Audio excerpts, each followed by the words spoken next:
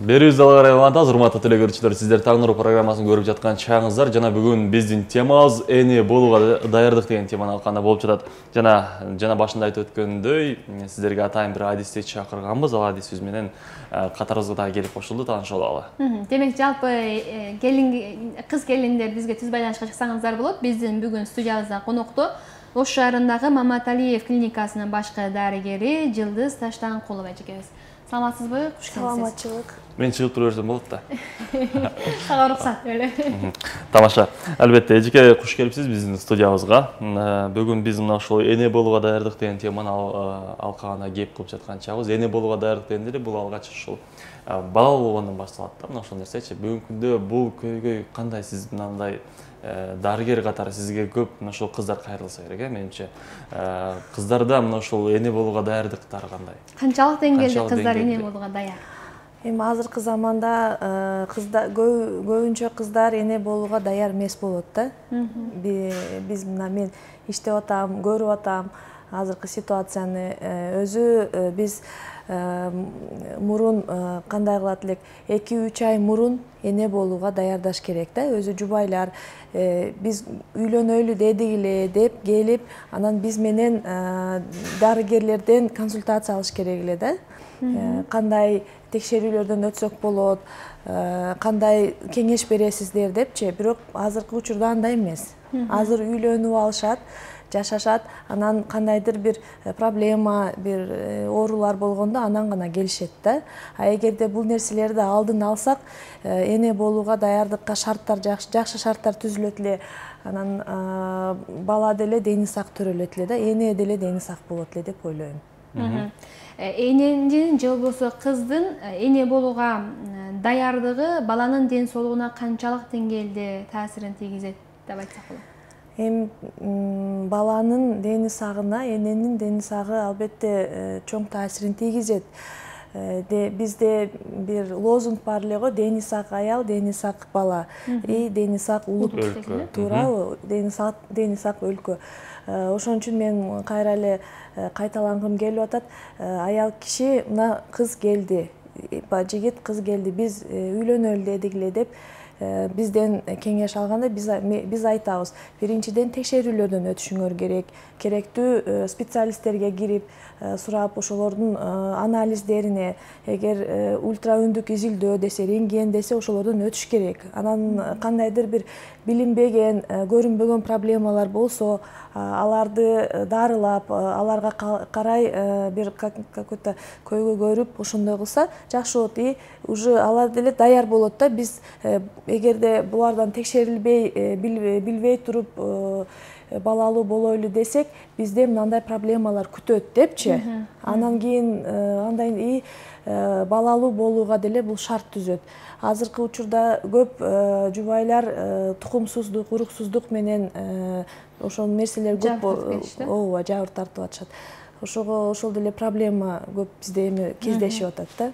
Бүгүнкү күндө бизде, мисалы, биздин өлкөнүн кыздарында кайсыл ушул оорулар көбүрөөк? Эртеңки күнү ушул эне болуусуна коркунуч жараткан оорулардын түрлөрү менен айтып тааныштырып өтсөңүз. Жана аларды эмне кылыш керек? Эми биринчи кезекте бул ар кандай жыныстык жол менен берилүүчү инфекциялар да. Алар көп учурда билинбей туруп өтөт, анан тез эле өнөкөт формага айланып кетет. Анан ошону менен өзүнүн терс таасирин тийгизет да аялдардын репродуктивдик системасына. Бул не только кыздарга караштуу, эркек балдарга деле караштуу. Эмнеге дегенде азыр анан экинчи кезекте бул гормоналдык бузулуулар. Ал деле өзүнүн таасирин тийгизет. Анан дагы бизде миграция өтө көп болуп атат. Жаштар Россияга барып иштеп атат. Ички миграция, сырткы миграция болуп атат да. Ошон үчүн көп жаштар, балдар, чоң адамдар поликлиникалардын учетунан чыгып кетип атышат да, билинбей туруп. Анан башка барган жерлерине учетко турбай атат. Ошонун кесепетинен көп оорулар көбөйүп кетип атат, өтүшүп кетип атат, анан өзүнүн проблемаларын жаратып атат да. Азыр эне болууга зыянын тийгизген бир топ жанагы адам кыздардын кийим-кечектери деле чоң зыянын тийгизет деп атат да. Сиз айтып калбадыңызбы, гормоналдык бузулуулар деп. эмнеден пайда болот? Көп учурда азыр кыздар, жыныстык катнашка барбаган кыздар деле ушул гормоналдык бузулууларга дуушар болуп атпайбы? Ага тамак аштын таасириби же аба ырайынын таасири, эмнеден гормон бузулуп атат? Эми гормон бузулуу бул биринчи деңгээлде, биринчи очередте бул эне ошо кыз эненин боюнда болгондо эне кандай жүргөн, балким эне бир нерселер менен ооруган, тамактануусу толук деңгээлде болгон жок, кандайдыр бир нерв стресстерге дуушар болгон, ошолор таасир этет. Кийин ошол кыз төрөлүп атат. Кыз мисалы үчүн эненин каны аз болуп төрөлдү да, кыздын деле каны аз болот. Каны көбөйүп жакшына болуп калган мезгилде кыз айыз башталат кызда. Айызда дагы кан азая баштайт, кийин эрге тиет, ояктан боюнда болот, ошентип кете берет да.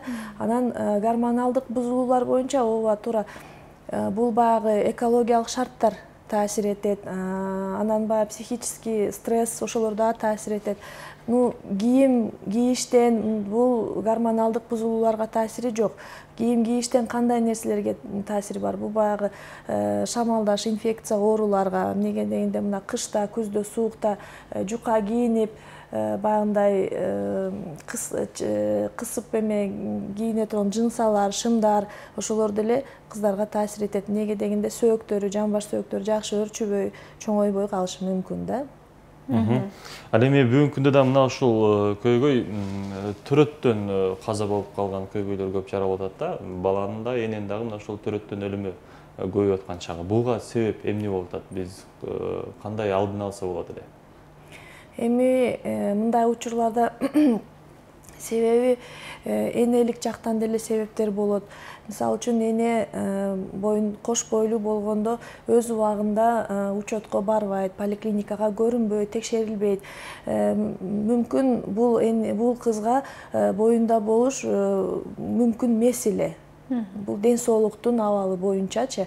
Бирок биздин аялдар ошондой качып, бир жактарга бекинип, жок мен турбайм учетко деп уже даяр болуп төрөйүн дегенде келип калат да. Анан төрөйүн деген келгенде анализдерин караганда, ден соолугун караганда мындай коркуп кетесиң да. Кантип бул ошо айга чейин жетти, кандай болот эми деп. Анан энелерге деле түшүндүрөбүз, мындай деп айтабыз. Бирок биздин энелердин тартиби жок болот да көбүнүнчө. Анан кээ бир учурда төрөт мезгилде кандайдыр бир осложнение болуп кетиши мүмкүн. Ошон үчүн мындай именно мынадан күнөө деп биз айта албайбыз да. Бул бир канча факторлор бар. Факторлору көп, ооба. Ошого мен аялдарга, кош бойлуу аялдарга, энелерге, баягы кыздары бар, уже чоңоюп калган, бойго жеткен кыздары бар энелерге кеңеш бергим келет. Кыздарыңарды убагында көрсөтүп, текшертирип, анан мен эрге берейин дедим эле кызымды деп келсеңер, биз жакшы кеңеш берет элек да, текшерүүгөчү, кийинкиге деле ден соолугуна жакшы нерселерди жазып берет элек, кийин жардам бере турган. Эми анан мындай азыр ведущий айткандай терс көрүнүштөр азайып калат эле деп ойлойм да. Эжеке азыр эртеңелерге кеңеш берейин деп жатпайсызбы? Чындыгында миграцияга дагы жаш кыздарды 11-ди бүтүп-бүтпөй же 9-8 класстардан деле кыздарын чет өлкөгө жиберип коюп атышат да. Канчалык тең ушу миграция боюнча кеңирээк маалымат берсеңиз, зыяны, мисалы сиздерге кайрылгандардын канча пайызы ошо сырт жакта иштеп келгендер түзүп атат ушул боюнча? Эми бизге мен ишканама көп келет ошондой. Россиядан иштеп келдик, чет өлкөлөрдөн иштеп келдик. Мына жаш балдар келет, кыздар келет, Кореядан келдим деп келип дарыланып кетишет да. Аяктан эмнени жуктуруп келип атышат? Бул өзү жап-жаш балдарын сен 11-ci класс деп атасың, 6-7 класстан кийин деле жөнөтүп беришет да, нянька кылып жөнөтүп беришет бирөөнүн үй бүлөсүнө. Бул терс көрүнүш. Ата-энеси жаш туруп, мисалы үчүн эми бул 11-ci класстын окуучусунун ата-энеси мисалы 40 жаштан 1-2 жыл, может 40 жашка чейин даже да, ошондой жаштагылар өздөрү иштесе болот да, балдарын биякта окутуп, жакшы тарбия берип, жакшы образование берип окутуп койсо, ден соолугун караса, биздикилер жөнөтөт аяка ошо башка жактарга барат, эркиндик, булар жаш, ар кандай жаман терс нерселерге дуушар болот. Мисалы, көп балдар, кыздар жашап алышат да, никесиз эле жашап, анан ошол жерден абортторду кылдырышат, келет ошондой эмелерчи. Анан бул, конечно, келечектеги ден соолугуна таасир этет. Эми алар түшүнбөйт.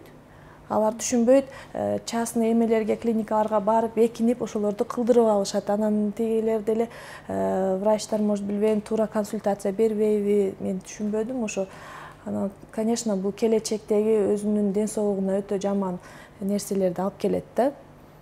Ошого ата-энелерге мен мындай кайрылып, өзүңөрдүн балдарыңар жаныңарга алып жүрүп, жакшына карагыла, айрыкча кыздарга жакшына карагыла. Кыздар бул болочок энелер. Булар биздин улутубуздун ден соолугубуздун мындай көрсөткүчү болуп эсептелинет да. Анан мына ушул сиздерге кайрылып аткан кыздардын, ушул ден соолугунан ар кандай бир себептер менен кайрылып аткан кыздардын канча пайызын түзөт мына ушул миграциядан келгендер? Миграциядан келгендер 100 кыз кайрыла турган болсо бир айда ошонун канчасы чет өлкөдө иштегендер бир 30-40 кыз кайрылышат. Анан менин дайыма келе турган кыздарым бар, мен өзүм айтып коем, түшүндүрүп коем. Жылда келип бизге жатып дарыланбаса деле жөн эле келип көрүнүп, анализдерин, тийиштүү анализдерин текшерип, кеңеш алып кетишет. Учурда боюнда болгон учурда бала жана мезгилине жетпей бойдон түшкөн мезгилдер көп катталып жатат да. Буга эмне себеп болот? Мезгилге жетпей боюнан түшүп калыш, бул нерселерди биз изилдейбиз. Өзү биринчи жолу боюнан түшкөндөн кийин шарттуу түрдө гинекологко кайрылып, тиешелүү текшерүүлөрдөн өтүп, анан кийин экинчи кош бойлуулукту пландаштырыш керек да. Бизде кандай болот? Биринчиси түшүп калды, бул чочуп кетти, бул жыгылып түштү, бул грипп болду деп, иштеке болбойт деп экинчисин пландаштырышат, өздөрү айтпай эле. Экинчиси түшүп калат, анан дагы үчүнчүсү ошентип өнөкөт болуп, уже привычный выкидыш деп коет, бизде ошондой диагноз болуп калат да.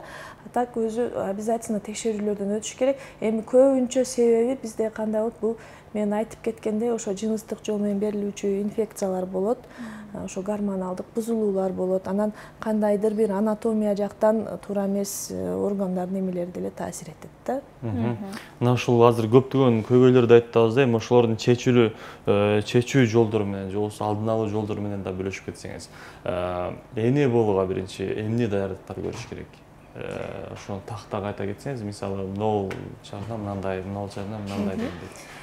Эне болууга биринчиден мен айтып кеткендей, кайталанып кетем, жубайлар үйлөнөбүз деген ою болсо, биринчиден эркек бала уролог дарыгерине, кыз бала гинеколог дарыгерге кайрылыш керек. Биринчи кезекте кайрылат, отуруп сүйлөшөбүз.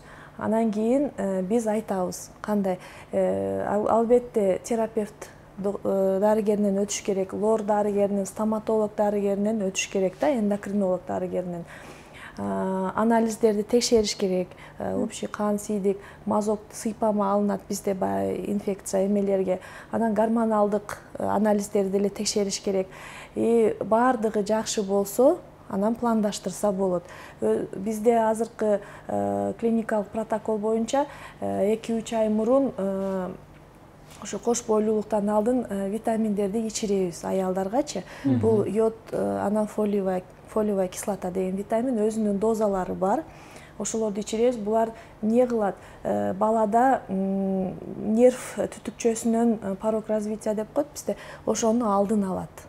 Анан бала дени сак төрөлөт да, ошол жактан эмеси таасири болот. Ошого биз витаминдер заранее беребиз, энеге ичиребиз, даярдайбыз. Каны аз болсо канына дарыларды жазылат. Эгер инфекция эмелер чыкса, аларга деле дарылар жазылып, лечение кылып, баардыгы жакшы болсо, анда уже болду, силерге уруксат, пландаштырсаңар болот деп биз уруксат беребиз да. Эми азыр үйлөнгөнгө чейин деле 15 жаштан 14 жаштан эле кыздардын организми бузулуп калып атат да, ошол эле суук тийип атат, анткени жынсы шымдарды кийишет дагы, ичин көрсөтүп жүрүшөт деген маселелер. Же болбосо ар дайым буту ачык жүрүшөт, тердеп жүрүшөт, анан суук өтөт дегендей маселе. Кандай шарттарды, мындай кайсы жерлерде жылуу кармаш керек кыз кишилер? Эми кыз кишилер кайсы ичин жылуу кармаш керек, белин жылуу кармаш керек да. Кандай кийимдер кийсе болбойт? Кийимдерди ошол жукка чапташкан кийимдерди кийсе болбойт. Сен айтып кеткендей, жынсаларды, айрыкча мына өспүрүм болуп өсүп аткан мезгилинде да, эми 14-15 жашар кыздар, алар өсүп атат, сөөктөрү мындай чоңоюп эме кылып аткат, ошол мезгилдерде. Анан мен деле айтып кетейин, энелер бар, 12-13 жашар кыздарын, 15-16 жашар кыздарын алып келишет бизге дагы. Алар деле текшерилип, кандайдыр бир проблемалар чыкса, бизге алып келип көрсөтүп турушат. Бул нерсенин уяты жок. Эми бизде кандай эски эме боюнча кызымды гинекологко алып барсам, кошуналарым көрүп калат, досторум көрүп калат, эмне деп ойлошот да. Бул туура эмес ой. Бул эски атам замандагы ойлор да. Азыркы заманда детский гинекологдор деле бар, кыздарды карай турган. Ошолорго алып барып текшертирип эме кылсаңар болот да. Бизде медицинада сөз бар. Болезнь легче предупредить, чем лечить. Бул нерсе эми ооруну алдын алыш жеңилирээк болот. Анан өтүшүп кетип кеткенде уже кыйыныраак болуп калат да, дарылашкачы. Мына мисалы ушул баягы тар кийимдерди кийип же болбосо ачык кийимдер кийип деп атпайсыздарбы? Мына ушул жагдайларда сиздерге мындай кайрылган учурлар болгонбу? Мындай бир факт болгонбу дегенди суроо бергим келип атат да. Мисалы кандай ушундай оорулар менен келишкен алар? Маселен жана айтып коюшат. Адамдардыга бир мындай ойготуп, көзүнө мындай. Жок, ооба болгон, апасы кызын алып келген. Мына кызым мындай кийинет, урушсам деле болбойт, кыштын күнү жука капрон колготкаларды кийип алат, чапташкан жынсаларды кийип алат деп ошондой фактылар болгон. Анан кызга түшүндүрүү иштер жүргүзүп айтканбыз. Бул нерсе баягындай иммунитетти түшүрөт, инфекцияларга жол берет, анан гормоналдык бузулууларга алып келет. Кантип айыз мезгилинде оорутат, белдери, табарсыктары мындай нарушенияларды келтирет да. Ошон үчүн кийимдерди деле көбүнчө баягы естественный материалдардан болсо жакшы болот. Синтетиканы азыраак кийиш керек. Неге деген синтетика аба өткөрбөйт, аба киргизбейт. Ошону карап кийинтирип, кийимдерди деле карап алып бериш керек. Анан өзүнө размерине туура келиш керек, кичине болуп калбаш керек. Ошол нерселерди деле караш керек да. Анан, конечно, дагы бир айта турган нерсе, өздүк гигиенаны өтө жакшы сакташ керек. Жаштар эми аны ким айтып берет? Аны энеси айтып бериш керек. Гигиенаны сакташтычы. Аборт боюнча айтып калдыңыз да. Аборт ар кандай түрдүү шартта жасап жатышат Россияда же бул жакта жеке клиникаларда. Аборттун кийинки балалуу болуу мүмкүнчүлүгүнө канчалык деңгээлде зыянын тийгизет аборт кылуу? Аборт албетте өзүнүн зыянын тийгизет. Эненин ден соолугуна даже идеальный 100% туура бардыгы жакшы кылына турган аборт өзүнүн таасирин тийгизет. Зыянын таасирин тийгизет. Учурлар болгон, биринчи аборттон кийин төрөбөй калгандар, аялдар болгон, кездешкен. Ошон үчүн бул нерсеге барып атканда өтө катуу ойлонуп, бул өтө маанилүү суроо болот, ойлонуп анан барыш керек. Бул нерсеге абортко жеткирбеш үчүн сактануу жолдорун, ыкмаларын ошо дарыгерге барып сураса көп ыкмалар. Ошону үйрөтүп айтып койсок, ошо аборттор деле азаят эле деп ойлойм да. Тынч эле жүрбөйсүңөр да айтып коесузбу? Жөн жүргүлө, урматтуу жаштар. Урматтуу жаштар. Мына ведущий айткандай, жөн жүргүлө. Көп суктун болго деп. Чын, мындай ар бир нерсенин убагы болот да. Ар бир нерсенин эгер убагында тата турган болсо, бул албетте өзгөчө бир ширин, өзгөчө бир таттуу нерсе. Андыктан жаштарга айрыкча азыр биз деле жашпыз, эми биз досторго кайрылабыз, Учурда кыз келиндер, кыздар ичимдик ичкен учурлар болот, тамеки тарткан учурлар болот. Анын энелик болууга канчалык деңгээлде таасирин тийгизет? Ичимдик анын деле таасири бар. Бул баягы терс адаттарга кирет. Чылым чегүү, ичимдик ичүү, кээ биркилер баңги заттарды колдонушат. Эми ал деле азыркы заманда уже баягы кальян чегишет, ошолордун деле таасири тиет. Айрыкча кыздарга таасири тиет. Ошону деле кош бойлуулукту пландаштырууда албетте ол нерселерден деле кетиш керек. Бул нерселерди жок кылыш керек. Эжеке кандай таасирин тийгизет да? Мүмкүн эне болуучу клеткаларды өлтүрүп коебу, эне баланы жасай турган же эмне кандай спирттик ичимдик ичүү бул биринчи кезекте адамдын мээсине таасир этет да. Мээсине таасир эткенден кийин мээ бул биздин эң башкы орган да, биздин компьютер дегендей да. Ошол эгер ал жакта бир бузулуулар болсо бүт организмге таасир этет. Репродуктивдик системабыз жакшы өнүкпөй калышы мүмкүн. Биздин уруктар жакшы пышпай өлүп калышы мүмкүн. Анан эгерде ошону арак ичип атып, чылым чегип атып деле боюнда болсо, баланын кандайдыр бир порок развитиялар болушу мүмкүн да. Мүчөсү өрчүбөй калышы. Мүчөлөрү өрчүбөй калышы мүмкүн, же туура эмес өрчүп калышы мүмкүн. Мына азыр айтып кеткениңердей боюнан түшүп калышы мүмкүн.